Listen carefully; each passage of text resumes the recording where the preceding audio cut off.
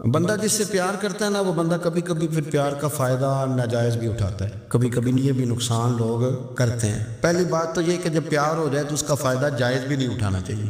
جس نے فائدہ اٹھا لیا تو اس نے تو استعمال کیا نا۔ تو ہوتا ہے ہمارے گھروں میں کہ اگر بچہ اماں کے قابو میں تو پھر اماں جو دل کرتا ہے کراتی ہے، اور جو اس کو کہہ دیتی ہے پھر وہ کہتا ہے خو میری اماں نے آکھے، پر وہ ڈنڈا اٹھا لیتا ہے، آؤ دیکھتا ہے نہ تاؤ دیکھتا ہے۔ یہ بھی ایموشنل کرنا ہے، کر لیتے ہیں لوگ۔ بیٹی کو بھی پتہ چل جائے نا ابا میری بات مانتا ہے، تو وہ سارے بچے کہنا سیر کرنے جانا ہے تو ابا جی کو کون منائے گا، تو کہتی ہے تسی چپ کر جاؤ، ابا جی کو میں بات کروں، اسے پتہ ہے میرے سے پیار کرتا ہے۔ اب بات کو سمجھ لیں، یہ ایک ایموشنل کرنے کا طریقہ ہوتا ہے، لوگ کر لیتے ہیں، اور وہ بندہ چونکہ پیار کر رہا ہوتا ہے تو پیار کرنے والا بہرحال کہیں نہ کہیں پھر قابو آئے جاتا ہے۔ وہ استعمال بھی ہو تو ہو جاتا ہے، لیکن وہ بندہ ٹھیک ہوتا ہے، کیونکہ وہ استعمال ہو بھی رہا ہے تو ہو تو پیار میں رہا ہے نا، پیار میں ہو رہا ہے نا۔ سمجھ لیں میری بات کو۔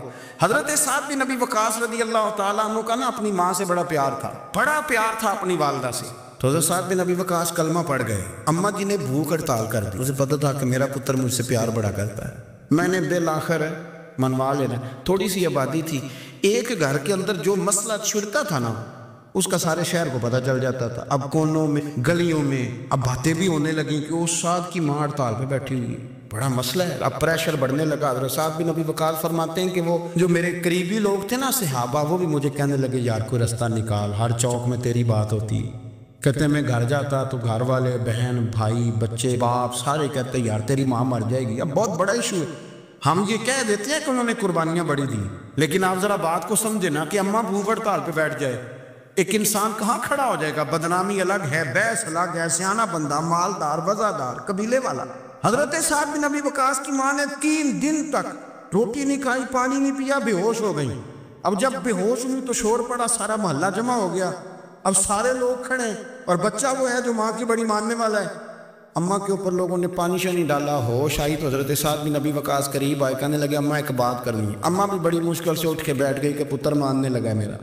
لوگ بھی کھڑے ہو گئے، مسکراہٹ بھی ہونے لگی کہ لو نہ کوئی بات ہونے لگی۔ اماں کہتی ہے کلمہ چھوڑ دے پھر مانوں گی۔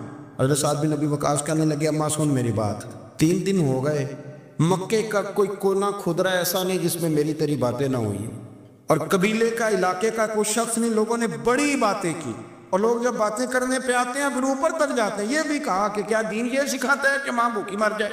یہ بھی لوگوں نے کہا میں نے ہر شے سنی برداشت کی، اماں اب تو میری بات کان کھول کے سن لے۔ ماں کہنے لگی وہ کیا؟ حضرت سعد کہنے لگے پیدا مجھے تو نے کیا ہے، 9 ماہ تیرے پیٹ میں رہا، روٹی تیرے ہاتھ سے کھائی ہے، تجھ سے زیادہ بہتر مجھے کوئی نہیں جانتا۔ ماں سن تیری کتنی جانیں ہیں؟ اماں کہنے لگی 1۔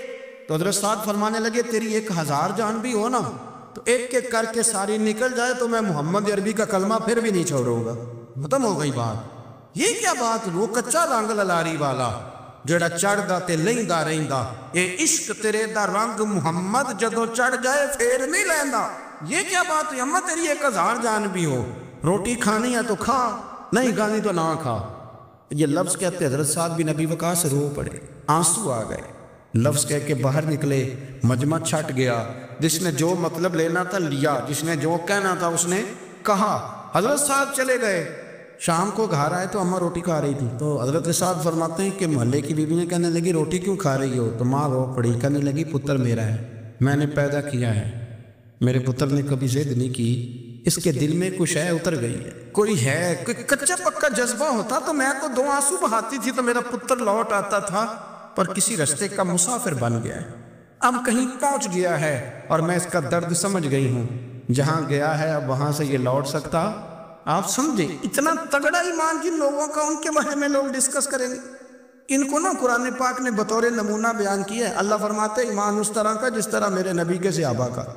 یہ منافقوں کی بات ہو رہی ہے پہلے سے بارے میں، وَإِذَا قِيلَ لَهُمْ آمِنُوا كَمَا آمَنَ النَّاسُ، جب ان سے کہا جائے کہ ایمان اس طرح لاؤ جس طرح میرے نبی کے صحابہ لائے، قَالُوا أَنُؤْمِنُ كَمَا آمَنَ السُّفَهَاءُ، تو وہ کہتی ہیں اس طرح ایمان لائیں جیسے بیوقوف لائیں، یہ تو بیوقوف ہے، ہر شے نبی پاک پہ قربان کر رہے ہیں۔ تو اللہ فرماتے ہیں الا انہم ہم السفہاء، خبردار ہو جاؤ میرے نبی پاک کے غلاموں کو بیوقوف کہنے والو تم بیوقوف ہو۔ اللہ کہتا ہے تم پاگل ہو، بیوقوف ہو، اللہ انہیں پاگل کہتا ہے، اللہ پاگل کہتا ہے انہیں جو نبی پاک کے صحابہ کو پاگل کہتا ہے، اللہ انہیں پاگل کہتا ہے۔ یہ معیار ایمان ہے، قرآن نے کہا ایمان اس طرح کا جس طرح کا نبی پاک کے۔ وَإِذَا قِيلَ لَهُمْ آمِنُوا كَمَا آمَنَ النَّاسُ، ایمان اس طرح لاؤ جس طرح میرے نبی پاک کے صحابہ ایمان لائے ہیں، اس طرح۔ حضرت عبداللہ ابن عمر رضی اللہ تعالیٰ عنہ فرمایا کرتے تھے جو دن بھی طلوع ہوتا ہے نا وہ اعلان کرتا ہے، وہ اعلان کرتا ہے اور کہتا ہے بھئی اگر کوئی کام کرنا ہے تو کر لو، میں آج آیا ہوں، آج کے بعد میں دوبارہ نہیں آؤں گا۔ قیمتی ہیرے ہیں زندگی کے لمحے، ان کو ضائع نہ کریں۔ بس کر دیں بڑا ہو گیا سوشل میڈیا، اور بس کر دیں بڑی ہو گئی خبریں، اور بس کر دیں بڑے ہو گئے فضول تبصرے، اور بس کر دیں۔ امام مسلم رحمۃ اللہ تعالیٰ علیہ جنہوں نے مسلم شریف لکھی ہے، امام صاحب کا وصال زیادہ کھجوریں کھانے سے ہوا تھا۔ ایک حدیث تلاش کرنی تھی تو کھجوروں کا ٹوکرا پاس رکھ لیا تو کتابیں بھی ٹٹولتے رہے اور کھجوریں بھی کھاتے رہے۔ صبح حدیث بھی مل گئی اور ٹوکرا بھی خالی ہو گیا، اور کھجوریں اتنی زیادہ کھا لی تھیں کہ وصال کر گئے۔ کسی نے ان سے کہا کہ روٹی نہیں آپ کھاتے، زیادہ کھجوریں کیوں کھاتے ہیں؟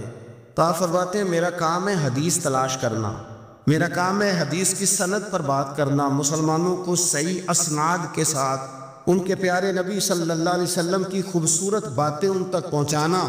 تو فرماتے تھے روٹی کھاؤں نہ تو مطالعے میں فرق آتا ہے، روٹی توڑنے پر بھی توجہ جاتی ہے، پھر سالن لگانے میں توجہ جاتی ہے، تو کھجور جو ہے یہ منہ میں رکھ کے نہ تو پڑھتا بھی ساتھ ساتھ رہتا ہوں۔ تو روٹی کھانے اور کھجور کھانے میں مجھے فائدہ یہ ہوتا ہے کہ کھجور کھاتے کھاتے میرا دین کا کام جاری رہتا ہے۔ اپنے اوقات کو ضائع نہیں کریں۔ آپ وہ کتابیں جو ہمارے بزرگ لکھ گئے وہ ہم سے ساری پڑھی نہیں جا سکتی، ان کے وقت میں برکت تھی، ہم نے بڑا ٹائم ضائع کر لیا ہے، اس کو ضائع نہ کرو۔ ایک تو کوئی چیز فضول نہیں، اپنے اوقات کو بچائیں، جو ٹائم بچ جائے وہ ذکر الہی میں لگا دیں، تلاوت قرآن میں لگا دیں، اللہ کی عبادت میں لگائیں، پڑھنے اور لکھنے میں وقت کو آپ یقین کریں بہت سارے لوگ ہیں فارغ ہیں، کبھی کبھی بڑا اہم اور ضروری کام کرنا ہوتا ہے تو بعض دوست ملنے کے لیے آ جاتے ہیں۔ اب ایک ریسرچ جاری ہے، میں ایک تفسیر کو دیکھ رہا ہوں، مجھے ایک بڑا اہم کام کرنا ہے، ایک دوست ملنے کے لیے آیا ہے اور اس سے پوچھا صاحب آپ کیسے ہیں؟ تو کہنے لگا میں فارغ تھا، تو میں نے کہا چلو پیر صاحب کے پاس چلتا ہوں۔ تو میں اس سے یہ کہہ رہا ہوں کہ میاں جب میں فارغ ہوں گا تو تب آپ کو آنا چاہیے تھا نا، آپ اس کو وقت گزارنے کا ذریعہ تو نہ سمجھیں، اور پھر اگر آپ آئے ہیں تو آپ کو علمی بات کریں، آپ کو دین کی بات پوچھیں، میں آپ کے ساتھ ڈسکس کروں۔ آپ اگر آ کے اپنے محلے کے کونسلر کی بات چھیڑیں گے تو نہ وہ ہمارے کہنے سے سیدھا ہوا ہے اور نہ اس نے ہونا ہے۔ تو ہم نے فضولیات میں، ابحاث میں، بحثوں میں الجھ کا ٹائم ضائع کیا۔ پلٹ کے دیکھو زندگی میں کتنا وقت ضائع ہوا ہے، یہ کبھی دوبارہ ہمارے ہاتھ یہ کبھی ہاتھ نہیں آئے۔ میرے نبی پاک علیہ السلام نے فرمایا جنتی کبھی افسوس نہیں کریں گے، پر اس بات پر جنتی بھی افسوس کریں گے کہ یار وہ 4 لمحے ضائع کیوں ہو گئے۔ حضرت عبداللہ ابن عمر گزر رہے تھے تو ایک قبر پر نظر پڑی آپ کی، تو آپ نیچے اتر آئے گھوڑے سے، تو تھوڑا سا سائڈ پہ مصلی بچھایا اور 2 رکعت نماز ادا کی، پھر سفر شروع ہوا۔ تو آپ کے خادم جو ساتھ تھے وہ عرض کرنے لگے حضور آپ کی اس بات کی سمجھ کوئی نہیں آئی کہ آپ نے گھوڑے سے اترے اور صرف 2 رکعتیں پڑھی اور چل دیے۔ تو آپ فرمانے لگے کہ میں جب گزر رہا تھا تو میرے دل میں خیال آیا کہ یہ جو قبر میں لیٹا ہوا ہے نا، یہ تو ترس گیا ہوگا کہ مجھے 2 رکعتوں کا وقت ہی مل جائے۔ حضرت عبداللہ ابن عمر کہتے ہیں میرے ذہن میں خیال آیا کہ قبر میں لیٹ کے ترس رہا ہوگا کہ مجھے 2 رکعتوں کا، لیکن یہاں تو لوگوں نے میرے بھائی 6 گھنٹے گردنیں تھک گئی موبائل پہ جھکی ہوئی، لیکن مغمل اور فضول اور کوئی معنی نہیں اور کوئی مقصود نہیں، اور اس نے یہ کہہ دیا تو اس نے وہ کر دیا، اور اس نے یہ آج کل جو بیماری چلی ہے نا، اس سے سب سے زیادہ نفسیاتی مریض وہ لوگ بن رہے ہیں جن کا تعلق موبائل اور خبروں سے زیادہ ہے۔ اور اگر میں کہہ دوں کہ 90% لوگوں کا تعلق ہے اس کے ساتھ تو میری بات غلط تو نہیں، کیونکہ ہر وقت ہم اسی کو دیکھتے رہتے ہیں، ادھر یہ ہو گیا، ادھر وہ ہو گیا، ادھر ایسے ہو گیا، تو وہ چیزیں ہماری نفسیات کو، گھروں کے اندر بیٹھے بہت سارے لوگ بیمار ہو گئے اور ذہنی مریض بن گئے۔ کیوں؟ اس لیے کہ انہوں نے اپنا دل نہ قرآن پاک میں لگایا، نہ تلاوت میں لگایا، نہ اذکار میں لگایا، نہ وظائف میں لگایا، نہ ہماری طبیعت ہے یہ کام کرنے کی، تو الٹا سیدھا سوچ ساچ کے تو ہم الجھ جاتے ہیں۔ یہ گھروں میں جھگڑے زیادہ کیوں ہوتے ہیں کہ بہو ذکر نہیں کرتی اللہ کا، ساس کے خلاف ہی سوچتی رہتی ہے، اور ساس ناراض نہ ہو، ساس و سسر جن کی عمر اب اتنی زیادہ ہو گئی ہے کہ اب اگلا سٹیج دنیا سے جانے کا ہی ہے، وہ بھی اتنی توجہ کرتے ہیں کہ یہ میرا بیٹا کیا آج شام کو مٹھائی کا ڈبہ لایا ہے کہ یہاں وہ بالٹے سیب لایا ہے۔ اگر ساری توجہ ادھر دینی تھی تو اس سے زیادہ بہتر نہیں تھا کہ مصلی کو وقت دیتے۔ اتنی باریکی سے لوگوں کا خیال نہ رکھیں، اپنا خیال رکھیں۔ سارے لوگ ہی حکمت والے تھے، سارے لوگ ہی شانوں والے تھے، حضور کے ہر صحابی کی بڑی عظمت ہے۔ کیا شان ہے جناب صدیق اکبر کی، اور کیا مرتبے ہیں حضرت فاروق اعظم کی، اور کیا کمال ہے حضرت عثمان غنی کا۔ لیکن چونکہ ہر پھول کی اپنی خوشبو ہوتی ہے، جو دانائی، جو علم، جو فقاہت، جو اسلوب اللہ نے مولا علی شیر خدا کو عطا فرمایا تھا، جو شانیں اللہ نے مولا کائنات کو عطا فرمائی تھی، وہ تو حدیث آپ نے کئی دفعہ سنی ہوگی کہ حضور نے فرمایا میں علم کا شہر ہوں اور علی اس کا دروازہ ہے۔ میں آج آپ کو ترمذی کی ایک اور حدیث سناتا ہوں۔ نبی پاک علیہ الصلوۃ والسلام نے فرمایا انا دار الحکمت، انا دار الحکمت، انا دار الحکمت۔ کیا خوبصورتی ہے اور کیا شان ہے میرے نبی پاک کی۔ حضور فرمانے لگے میں حکمت کا گھر ہوں، میں حکمت کا گھر ہوں، انا دار الحکمت وعلی بابھا، میں حکمت کا گھر ہوں اور علی اس کا دروازہ ہے، علی اس کا دروازہ ہے، اس گھر کا جو گھر حکمت کا خود رسول پاک کی ذات ہے۔ تو حضرت مولا علی شیر خدا کرم اللہ تعالی وجہ الکریم کو اللہ تبارک و تعالی نے حکمت عطا فرمائی، دانائی عطا فرمائی، اللہ نے شانیں عطا فرمائی، ان کو اللہ تبارک و تعالی نے مرتبوں سے نوازا۔ اچھا ہمارے ہاں یہ بھی ہوتا ہے کہ جو پہلوان آدمی ہوتا ہے نا میدان میں لڑنے والا پہلوان، وہ اکثر سیاںا نہیں ہوتا الا ماشاءاللہ۔ جو کوئی پہلوان جو ہوتا ہے وہ کئی دفعہ عقل مندی والا معاملہ اور فیصلہ نہیں کرتا، لیکن حضرت علی کا کمال یہ ہے کہ ان سے بڑا دلیر بھی کوئی نہیں اور ان سے زیادہ سیاںا بھی کوئی نہیں۔ حضرت علی شیر خدا اتنی شانوں اور مرتبوں والے آدمی تھے کہ دلیری بھی سب سے زیادہ اور عقل بھی۔ حضرت عبداللہ ابن مسعود رضی اللہ تعالیٰ عنہ فرماتے ہیں کہ اگر حکمت کے 10 حصے کیے جائیں نا دانائی کے، تو اللہ نے 9 حصے مولا علی کو عطا فرمائے اور 1 حصہ باقی ساری کائنات کو عطا فرمایا۔ بڑے فہم والے، فراست والے، دانائی۔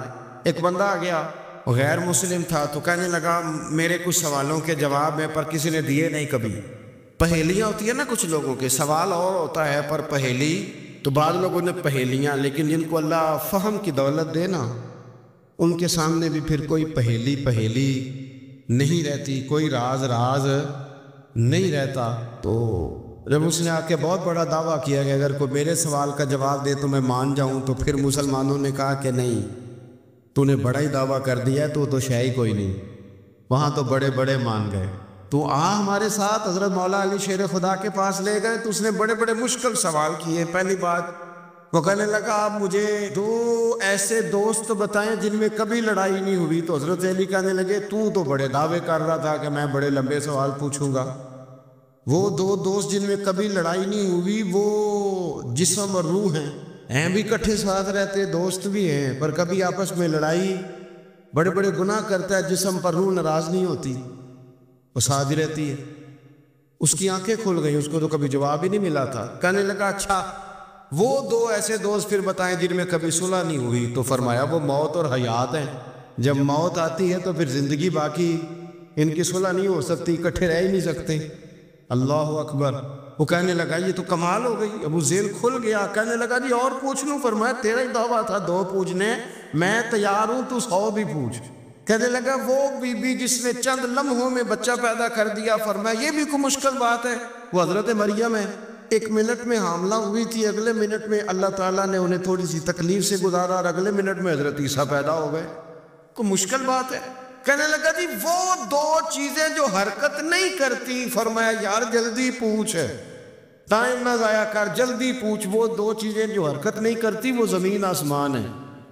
اس نے کہا وہ 2 چیزیں جو ٹھہرتی نہیں، فرمایا وہ سورج اور چاند ہیں، جو حرکت ہی کرتے رہتے۔ کہنے لگے اچھا وہ بتائیں جی جو کھا تو بڑا کچھ کیا پر پیا اس نے کچھ بھی نہیں۔ تو حضرت علی فرمانے لگے وہ حضرت موسیٰ علیہ السلام کا عصا ہے، جادوگروں کے سانپ سارے ہی کھا گیا پر پانی کا گھونٹ بھی نہیں پیا۔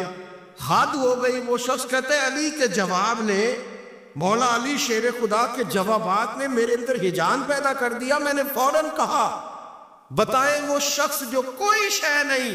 تو حضرت علی کہنے لگے جو میرے نبی کا کلمہ نہ پڑھے وہ کوئی شے نہیں۔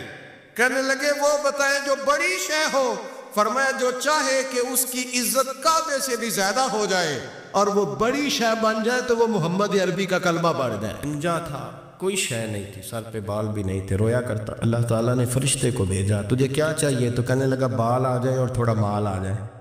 فرشتے نے ہاتھ پھیرا تو بال بھی آ گئے تو بکریاں بھی آ گئیں، لائنیں لگ گئیں، مال ہی مال ہو گئی۔ دوسرے کے پاس گیا، وہ کوڑا تھا، اس کو جا کے کہا کیا چاہیے؟ کہنے لگا شفا ہو جائے اور کچھ اللہ تعالیٰ آسانی کر دے۔ شفا بھی ہو گئی، گائیں بھی دے دی، بھینسیں بھی دے دی، مال ہی مال ہو۔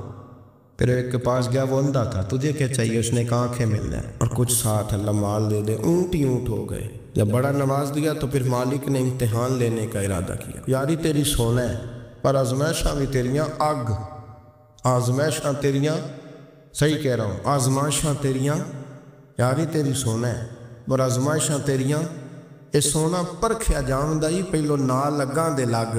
اللہ نے فرمایا آزمائش کرو۔ سب سے پہلے گنجے کے پاس آئے، اسے کہا اللہ کے رستے میں کچھ دے، کہنے لگا میرے خرچے ہی بڑے، دیکھو تو صحیح کتنی مشکل میں وقت گزارتا ہوں، حال ہی کوئی نہیں۔ تو اس نے کہا میں نے تو سنا ہے تو گنجا اور بھوکا ننگا تھا۔ کہنے لگا میں تو جدی پوچھتی رہی سے اعظم ہوں، تو یہ کس پاگل نے کہا ہے بھاگ جا؟ اس نے کہا اچھا جیسے تو تھا ویسے ہی ہو جائے۔ کھیت کھلیان اجڑ گئے، پھر سے گنجا ہو گیا۔ حضور علیہ السلام فرمانے لگے، پھر وہ اس کے پاس گیا جو کوڑا تھا، اسے کہا کچھ دے، کہنے لگا خرچے ہی بڑے۔ اب پوچھ لے کسی امیر آدمی سے، کہے گا چکی کے نیچے ہاتھ ہے میرا، میرے سے زیادہ تو پریشان بندہ ہی کوئی نہیں، کیا بتاؤں آپ کو، اتنا ٹیکس ہے، اتنا جرمانہ ہے، فلانی شے، بڑا کچھ گنواتے ہیں لوگ۔ اس نے کہا میں نے تو سنا تو پہلے کوڑا تھا۔ اس نے کہا جا دوڑ جا، میں تو رئیس اعظم ہوں، دادا بھی پردادا بھی اور ساری نسل ہی۔ اس نے کہا اچھا جیسے تو تھا ویسے ہی ہو جائے۔ پھر وہ گیا اندھے کے پاس اور جا کے کہا اللہ کے نام پہ کچھ دے۔ تو کہنے لگا رب کے نام پہ؟ یہ کھڑے ہیں اونٹ، جتنے تیرے دل کرے لے دا۔ اس نے کہا کیا معنی اس بات کا؟ کہنے لگا یار تجھے کیا بتاؤں، میں تو اندھا تھا، میں نے تو کبھی دنیا دیکھی نہیں تھی، پھر اس کریم نے فضل کیا تو مجھے بڑا کچھ دکھایا، میں کیا بتاؤں، میرا دل کر رہا ہے کہہ دوں کہ پھر اس نے کعبہ دکھایا، پھر اس نے روضہ رسول دکھایا، پھر اس نے ریاض الجنہ کے سجدے دکھائے، پھر اس نے اپنے محبوب کے دروازے کی رونقیں دکھائیں۔ اس نے بڑا کچھ دیا، اس نے بڑا نوازا۔ میرے پاس تو شاید میں بدکار پرانا خادم، کسے در ملی نہ ٹوئی، اعتباصف یار نے نظر جو کی تھی پھر واصف ہی ہوئی۔ یہ تو اس کا کرم ہوا۔ تو یہ وہ کہنے لگا تو اللہ کے نام پہ جان مانگ، میں وہ بھی دینے کو تیار، میرے پاس تو شاید کوئی نہیں تھی، مجھے تو اپنا پتہ ہے، میں تو کوئی شے نہیں تھا، کچھ نہیں تھا میرے پاس۔ یہ تو ان کا کرم ہے کہ روخن کا اجر ہے، اور مختصر سی میری کہانی ہے، یہ جو بھی ہے ان کی مہربانی ہے۔ تو وہ کہنے لگا میں بھی کچھ لینے نہیں آیا تھا، تیری آزمائش ہی کرنے آیا تھا، تیری عزتیں بھی سلامت رہے گی، تیرا مال بھی سلامت رہے گا، تیری شفا بھی۔ اپنی زندگی میں کبھی بھی اللہ کی بارگاہ سے توجہ ادھر ادھر نہ کریں، چھوڑے لوگ کیا کر رہے ہیں، دنیا کیا کہہ رہی، کبھی بھی اپنی توجہ دائیں۔ ہمارا یہ مسئلہ بن گیا کہ ہماری سیاست ہے، ہماری دنیا داری ہے، ہم بندوں کو راضی کرنا چاہتے ہیں، ہم دیکھتے ہیں کون کس طرح، اور آپ یقین کریں آپ تھک جائیں گے، بندے راضی نہیں ہوں گے، وہ نہیں راضی ہوتے۔ آپ ان کو منا کے لائیں گے تو ادھر والے نکل جائیں گے، ادھر کو منائیں گے تو ادھر والے نکل جائیں گے۔ اس چکر سے باہر آئیں، اس رب کو راضی کریں جو فرماتا ہے ان الذین آمنوا وعملوا الصالحات سیجعل لهم الرحمن ودا۔ فرمایا تو ایمان لانے کے بعد نیک عمل کر، میں لوگوں کے دلوں میں تیری محبت پیدا کر دوں گا۔ رحمان لوگوں کے دلوں میں محبت ڈال دے گا، اللہ لوگوں کے دلوں میں۔ اپنی نظر ہمیشہ اپنے رب پہ رکھیں، اتنی لمبی چوڑی دنیا داروں سے امیدیں نہ وابستہ کریں۔ میں نے دیکھا ہے لوگ کاسا لیسی کرتے ہیں، کبھی اس کے دروازے پہ کبھی اس کے دروازے پہ۔ ان چکروں سے باہر آئیں اور اپنے رب کی بارگاہ کی طرف توجہ کریں، استغفار شوق سے پڑھا کریں، اور اکیلے میں نہ، اکیلے میں۔ رئیس المتکلمین مولانا نقی علی خان صاحب رحمۃ اللہ نے لکھا ہے کہ فرعون 500 سال حکومت کر گیا۔ ہمارے اصل وجہ یہ تھی کہ دنیا جب سو جاتی تھی نا تو اوپر چادر لے کے تو مسلح پہ بیٹھ جاتا تھا اور ہاتھ باندھ کے کہتا تھا رب تو ہی ہے، میرا پردہ نہ کھولنا، مالک تو ہی ہے، کرم نوازی کرنا، میری پکڑ نہ کرنا۔ وہ بے ایمان ہو کے اگر 500 سال ہاتھ باندھے تو گزارا کر لیتا ہے، تو ایماندار ہے۔ پر مسئلہ یہ ہے کہ تو رات کو بکل مار کے ہاتھ نہیں نہ باندھتا، تو منت نہیں کرتا، تو استغفار نہیں کرتا، توبہ کریں تو بچے رہیں۔ وہ اتنی لمبی حکومت کر گیا چونکہ رات کو کہتا تھا مالک رب تو ہی ہے، لیکن مہربانی فرما، میری پکڑ نہ فرما، تو اللہ نے تو اس کو مہلت دے دی۔ کافروں کو آج بھی مہلت دی ہوئی نہیں